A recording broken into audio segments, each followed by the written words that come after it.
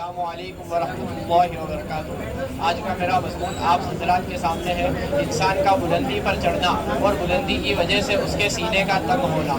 جدید سائنسی تحقیقات، ماڈرن سائنس ریسرچ یہ بات کہتی ہے کہ جیسے جیسے انسان بلندی پر چڑھتا جاتا ہے اس کا سینہ تنگ ہوتا جاتا ہے، اور اسی بات کو بتانے کے لیے اللہ تعالیٰ نے قرآن کریم میں ارشاد فرمایا، فَمَن يُرِدِ اللَّهُ أَن يَهْدِيَهُ يَشْرَحْ صَدْرَهُ لِلْإِسْلَامِ وَمَن يُرِدْ أَن يُضِلَّهُ يَجْعَلْ صَدْرَهُ ضَيِّقًا حَرَجًا كَأَنَّمَا يَصَّعَّدُ فِي السَّمَاءِ.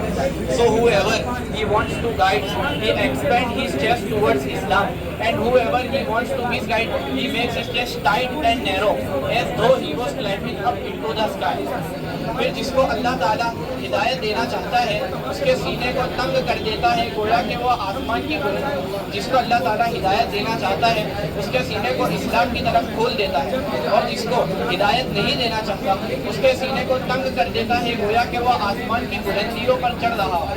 جدید سائنسی تحقیقات اس بات کی تصدیق کرتی ہے کہ انسان جیسے جیسے بلندی پر چڑھتا جاتا ہے ہوا کا دباؤ کم ہوتا جاتا ہے، آکسیجن لیول کم ہوتا جاتا ہے، اس کی وجہ سے انسان کو سانس لینے میں دشواری پیدا ہوتی ہے۔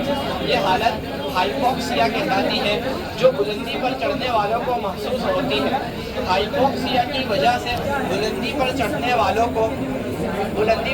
والوں میں یہ چیزیں ہوتی ہیں، انسانی جسم کو آکسیجن حاصل کرنے میں مشکلات کا سامنا کرنا پڑتا ہے۔ جیسے جیسے انسان بلندی پر چڑھتا ہے اس کے دل اور اس کے پھیپھڑے پر دباؤ پڑتا جاتا ہے۔ اسی چیز کو اللہ تعالیٰ نے بیان کرنے کے لیے فرمایا، فَمَن يُرِدِ اللَّهُ أَن يَهْدِيَهُ يَشْرَحْ صَدْرَهُ لِلْإِسْلَامِ وَمَن يُرِدْ أَن يُضِلَّهُ يَجْعَلْ صَدْرَهُ ضَيِّقًا حَرَجًا كَأَنَّمَا يَصَّعَّدُ فِي السَّمَاءِ۔ اس آیت کا آخری حصہ كَأَنَّمَا يَصَّعَّدُ فِي السَّمَاءِ بڑا ہی قابل غور ہے کہ اللہ تعالیٰ نے سینے کی جکڑن اور سینے کی تنگی کو بیان کرنے کے لیے کأنما یصعد فی السماء، گویا کہ وہ آسمان پر چڑھ رہا ہو، بیان فرمایا۔ یہ اس بات کی طرف اشارہ کرتی ہے کہ آسمان کی بلندیوں میں آکسیجن کی کمی ہوتی ہے جس کی وجہ سے سانس لینا مشکل ہوتا جاتا ہے۔ اور آج کا میرا دوسرا موضوع ہے ایٹماسفیئر۔ اللہ تعالیٰ نے قرآن کریم میں فرمایا، وَجَعَلْنَا السَّمَاءَ سَقْفًا مَحْفُوظًا، اور ہم نے آسمان کو ایک محفوظ چھت بنایا۔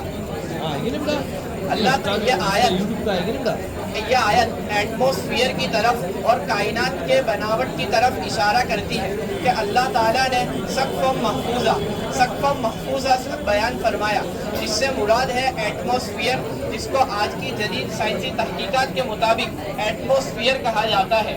اور یہ ایٹماسفیئر کی کئی لیئرز ہوتی ہے، جیسے اسٹریٹوسفیئر، تھرموسفیئر، میزوسفیئر اور اوزون لیئر جو ہوتی ہے وہ سورج کی الٹرا وائلٹ ریز سے دھرتی ارض کی بچاتی ہے، سورج کی گرمی سے ہماری حفاظت کرتی ہے۔ اور یہ تمام چیزیں اللہ تعالیٰ نے اس لیے بنائی کہ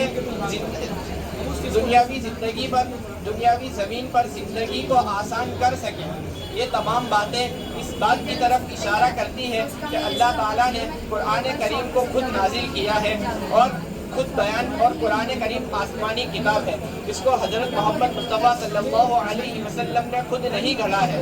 آج سے 1400 سال پہلے ماڈرن سائنس کا کوئی تصور ہی نہ تھا، آسمان میں جانے کا یا ایٹماسفیئر کا یا بلندی پر چڑھنے سے سینے کے تنگ ہونے جیسی کسی طرح کا کوئی تصور نہیں تھا، لیکن اللہ تعالیٰ نے پھر بھی ان تمام باتوں کو قرآن کریم میں آج سے 1400 سال پہلے بیان فرمایا۔